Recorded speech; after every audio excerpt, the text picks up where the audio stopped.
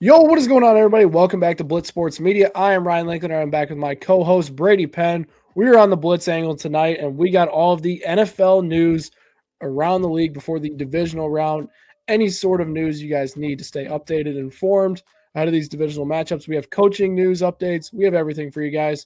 Brady, let's talk about the hottest candidate on the market, Ben Johnson. Obviously, the Raiders have been making a big play as of late to get the coveted offensive coordinator to come over to Las Vegas.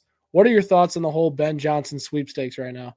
I'm kind of believing these Raiders things. We're seeing more and more reports that there's steam building there. We saw the report that he took the interview after talking and being convinced by Tom Brady, which we heard today. There was a report that first time he ever talked to Brady was after that Packers Lions game in Lambeau earlier on in the year, about mid-season, and he grew a liking to him, talked to him a little bit more, and then Brady reached out about this coaching vacancy.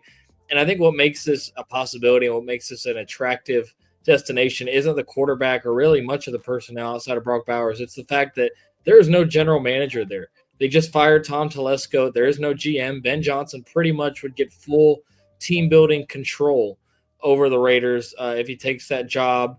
And I've seen people talk about how he could use Brock Bowers in the Amon-Ra St. Brown role, which I think could be really dynamic with Bowers' skill set. And I think that this is a real possibility here. It'll be interesting if it does happen to see what they do quarterback-wise. Obviously, I don't think they'd stick with Aiden O'Connell. Maybe go after a Darnold. Maybe even trade for Kirk Cousins if you get the Falcons to eat some money. Who knows? But I think there is a legitimate possibility that's happening. I don't think this is just noise. And on the Bears end, we haven't really heard anything. So this could be one of two things. Either he's legitimately having the Raiders close in on him, or is using the Raiders as leverage for a Chicago type of job. And by the way, I don't know if any of you saw it, but Caleb Williams getting absolutely finessed and tricked into thinking he was talking to Ben Johnson was crazy. And he actually talked about it on the St. Brown Brothers podcast. That was a good podcast. That was a good podcast. But you know what other podcast came out was New Heights with LeBron. Y'all got to go check that out. I watched that today. But no, I think Ben Johnson to the Raiders, that's a real thing. Like, that could seriously be happening here. Yeah, I think it's interesting for sure. If I had to put my mind on it, I don't know if I'm picking Las Vegas as the number one destination. In my opinion, they should be number 3. And number 2, I don't even think is requested an interview, and that's the Dallas Cowboys. How have they not requested an interview for Ben Johnson? That is just out of my mind at this point. We'll talk to them in a second here. Well, the number 1 team is still the Chicago Bears. They're minus 250 right now in sports books. I know steam is picking up in Las Vegas, but you have to think, right? They don't have the quarterback, Brady. You're mentioning all these what-if scenarios. What are they going to do there? They're not picking 1, 2, or 3 in this draft, and they're probably not going to be able to get a top quarterback in the draft. What are they going to be able to do there? We've seen reports of Ben Johnson in the last 2 seasons being one of the more picky candidates in recent memory for what he wants. I know you mentioned no GM there right now, but whoever they bring in, I'm sure is not going to just push over to what Ben Johnson wants for every single thing. They're going to want to have their own opinion as well in that roster building.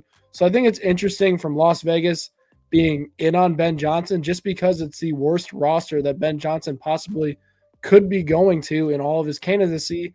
And then he goes in the AFC West, which looks like one of the harder divisions here for the next 10 years if all these quarterbacks are still there. Now you talk about the Bears side of things, right? Obviously Ryan Poles has been the GM there, but it's not like Poles has done a horrible job. They have talent on this roster. That talent just wasn't coached very well this year, and we saw probably the worst of this roster. No one on that roster got better this season. Everybody on their roster plateaued or played worse than they were heading into 2024. I don't think Poles should necessarily scare Ben Johnson away. I think, if anything, a good GM helps them. We've seen what Holmes has done in Detroit along with Dan Campbell. Honestly, a good relationship between the GM and the head coach is needed instead of just having one powerful figure. It worked with Bill Belichick, but we even saw Belichick towards the end of his tenure really struggle to nail in these draft picks. So I think having 2 different guys in there, 2 different voices, and building towards what the head coach needs, which I think a lot of GMs do wind up doing. I mean, in Kansas City, that's all they talk about is they go get guys that fit in Reid's system, that fit in Spag's system, right? A good GM will do that. And I think Ryan Poles will do that based on what his coaches want. And we obviously saw Eberflus defenses play pretty well in Chicago. because he was able to go get the personnel he needed to play well. Obviously, when Eberflus left, wasn't the same defense. So I think there is a little bit of something with that. I do think Chicago is still the top candidate for Ben Johnson. Let's talk about Dallas, though, Brady. Deion Sanders is currently the betting favorite to be the Cowboys' next head coach, with Kellen Moore coming in second.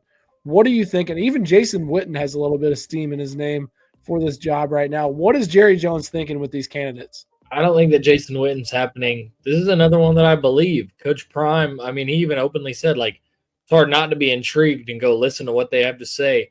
And the Dallas Cowboys, Jerry Jones, they're all about the fireworks. They're all about the big name. They're all about the story and kind of the mystique behind the Dallas Cowboys. It's kind of been lost the last couple of years. And I know that Dion probably more than likely would prefer to coach, his son if he coached in the league, but I don't think Dion would be complaining about getting Dak Prescott and CeeDee Lamb to start off with. Obviously, this is a defense that honestly probably outperformed what it was supposed to based on the personnel and the injuries this season.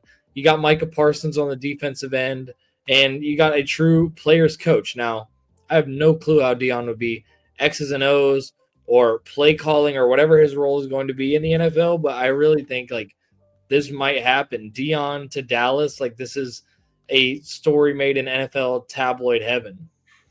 I'm sorry, but Jerry Jones is absolutely sabotaging the Dallas Cowboys organization if they hired Deion Sanders as their head coach.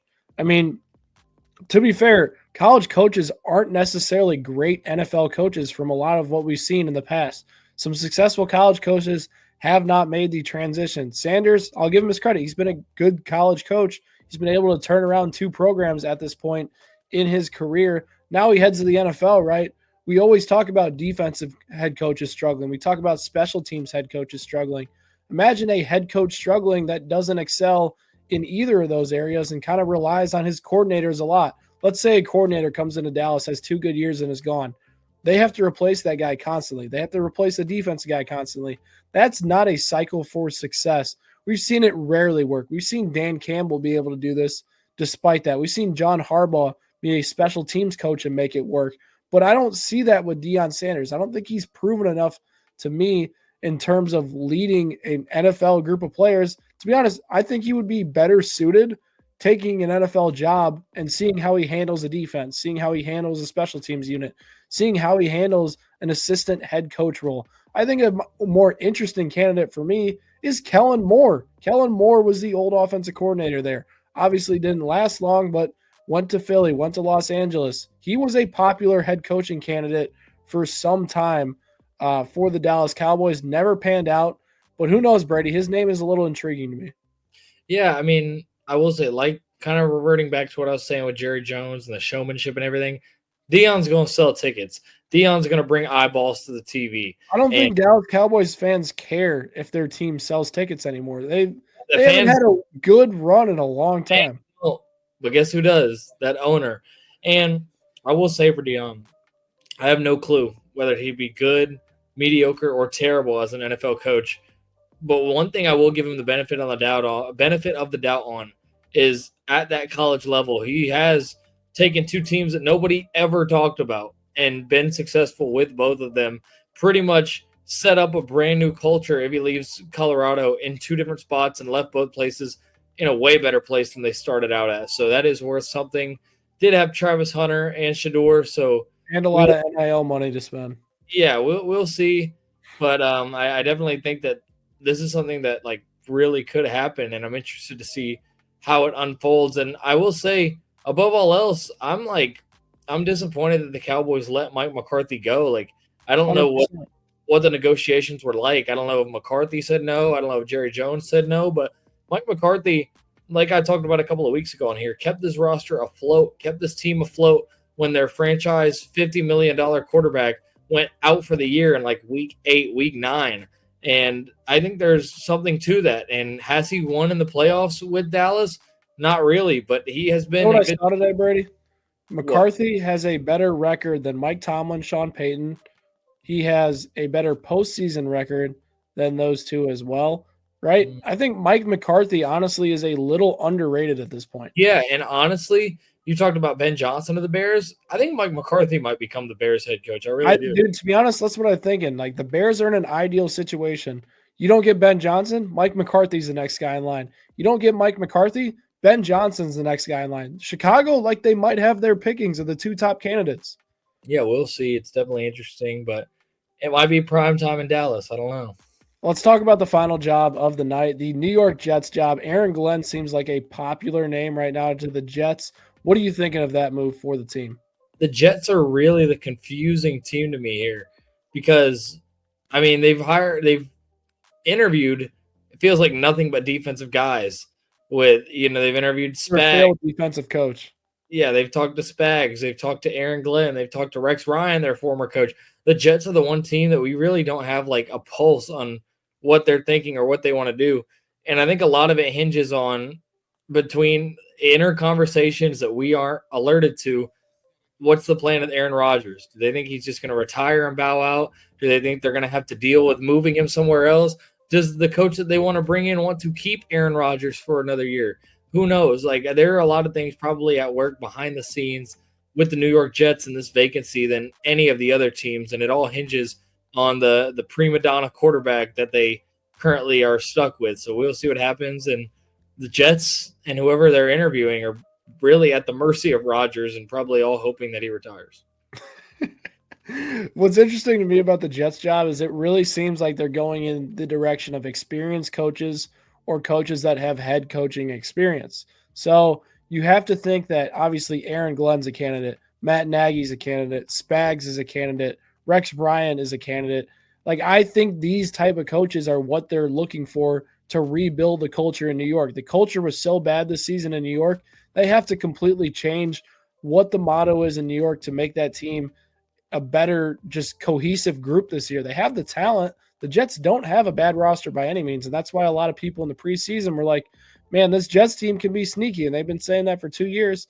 They just weren't able to get it together on both sides of the ball. They didn't necessarily have a cohesive group. And I think that's why we're seeing a bunch of experienced guys that are, being mocked to the Jets in this way. Obviously, it'll be interesting to see how this all shakes out. But to be honest, guys, we're not going to see a lot of these dominoes fall until more people lose in the postseason. And to be honest, if the Super Bowl goes how me and Brady think it will go, a lot of the top candidates will be in that game, and we won't know a lot of coaching news until after that. And we probably won't even see Mike McCarthy make a decision until Ben Johnson makes a decision, if it is the Chicago Bears. I will say, if you think about it, there have been guys who have been on Super Bowl runs and accepted jobs in the midst of them. I think back on Dan Quinn signing with the Falcons prior to Super Bowl 49.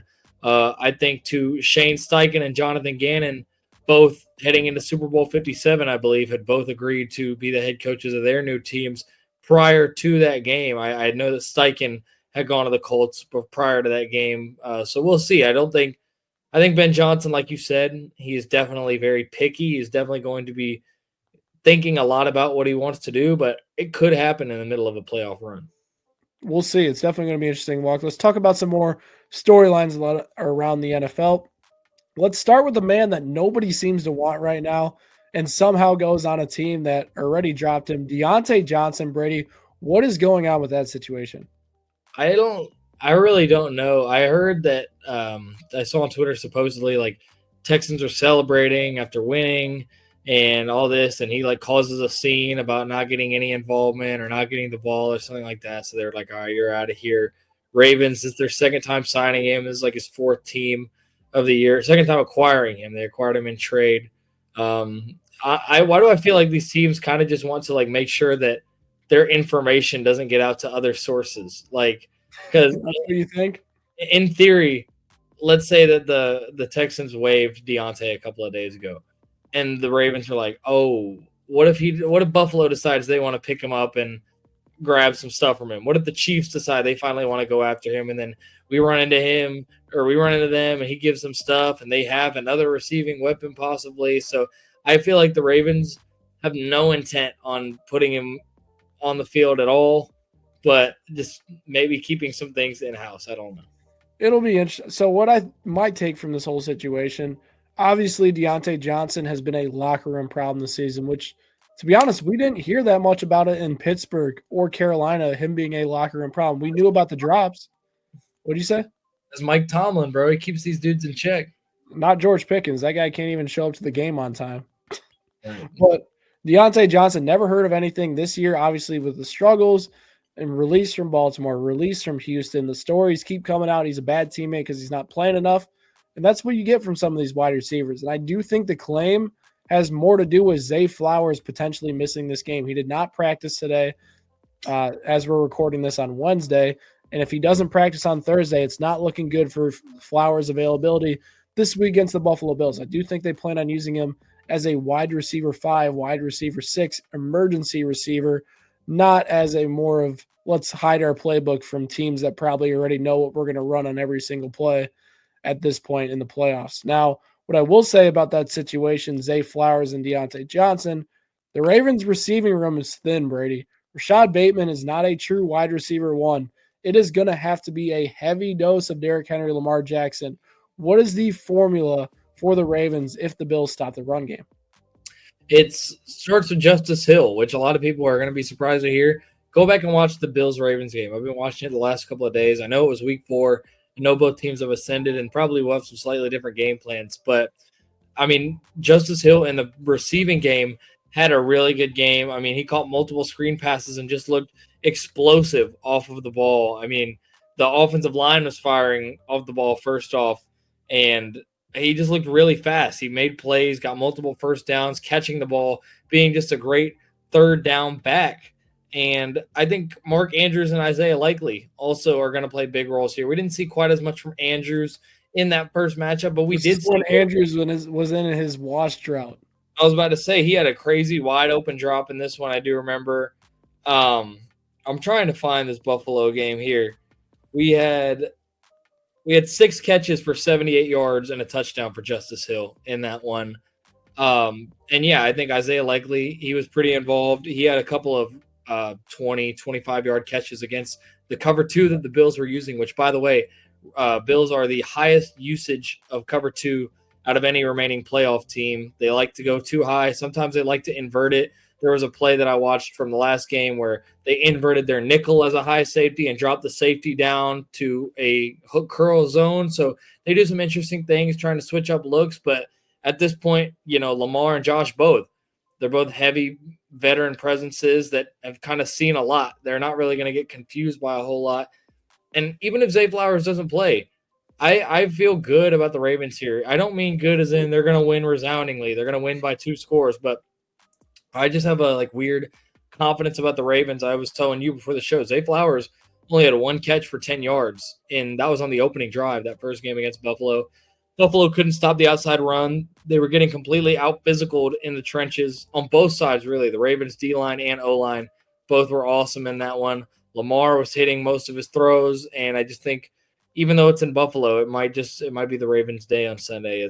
I'm very excited to see it, though. Yeah, it'll be interesting for sure. I do think, obviously, we mention this every time we talk about this game. The X factor is the Bills stopping the run game this week. Last week, my X factor was Joe Mixon. Had a pretty good day, Brady. I'm starting to lean more on the fence in this one. I won't give any spoilers away for who I'm picking yet. I still haven't decided, so I can't tell you guys right now, but we got a great game. Let's get to our final storyline of tonight. Arthur Smith, there are reports of him saying that he didn't like Russell Wilson. Russell Wilson didn't like him. He favored Justin Fields more. Brady, we have a little bit of inside information potentially here. What is your take on the situation? I've heard some conversations. I've heard some stuff that Arthur Smith actually really is not a Justin Fields fan at all. And I know there will be some people in the comments or whatever that are like, oh, he's making stuff up. He's pushing a narrative. I promise on everything. I have sources. Y'all don't really believe that Blitz is out here, but we are. And he was not a fan of Justin Fields. Not to say I didn't hear anything about him being a fan of Russell Wilson. I think Russell Wilson might have been easier to work with, though, because he's a veteran that wants to win. He's not seeking a mega contract. He's not seeking a long-term starting job. He's 36 years old. I know he says he has a lot of good football left in him. I'm not sure how much Russ himself believes that, but I just think Pittsburgh's a mess. Mike Tomlin at this point, like I said the other night, standard is 500 ball, which is not the normal standard of the Steelers, which Teddy Bruschi was saying on ESPN You got the George Pickens stuff. You've got no quarterback identity. You got J.J. Watt getting older, Cam Hayward getting older.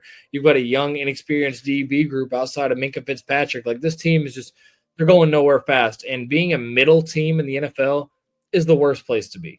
You either want to be on top or you want to be at the bottom to where you can rebuild, clean house, get good draft picks, get new coaches, revamp the roster. Pittsburgh Steelers are neither, and they're stuck in a constant loop of mediocrity because of it.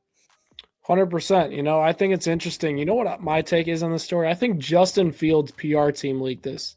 That is my true take. I think Justin Fields heading into free agency. If Justin Fields was as good as his PR team, he'd probably be better than Mahomes right now. I think heading into free agency, Justin Fields knows that he doesn't want to be back in Pittsburgh. It didn't work out. He didn't play like he wanted to.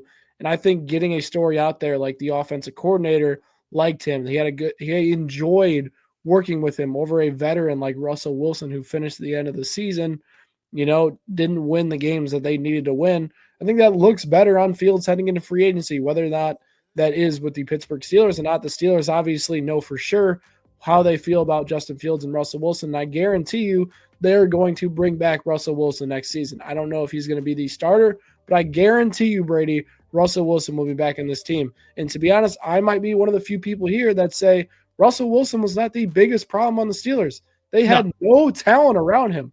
At this point in his career, Russell Wilson needs better talent around him if they are going to go beat teams like Baltimore, Kansas City. Like they can't beat those teams with George Pickens out there at receiver and Najee Harris having a 50% snap share at running back. They need better pieces around Russell Wilson. And to be honest, Russ is going to be on another cheap deal. So it is up to the Steelers front office to surround Russell Wilson with better pieces. If it doesn't work out, so who cares? They're going to have another middle of the round pick, right? It's going to suck, but you at least went all in and got a quarterback weapons when they potentially have a chance. Speaking of Russ, where I kind of see him being is the Giants. I kind of see Russ going to New York. I have this weird image of him being there, and that could be his last stop. He could get a year or two in New York. This is what could happen. They could go get Russell Wilson, then next year draft a quarterback, and then Russ the next year is that Andy Dalton type that mentors him and is the starter for the first 2 weeks, then gets benched and is never heard from again, and then Russ retires at 38, 39. Who knows? It'll be interesting. I think Russ definitely has another year left in him for sure. We will be back, though, tomorrow, guys. We have a full episode of each divisional matchup previewing all the games for this weekend. We got betting picks.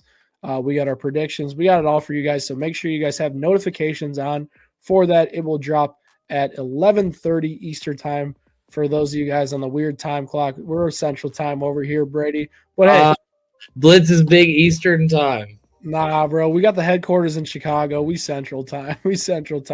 But hey, we will catch you guys next time. Hit that subscribe button for more Blitz Sports Media content, and we'll see y'all. Yes, sir.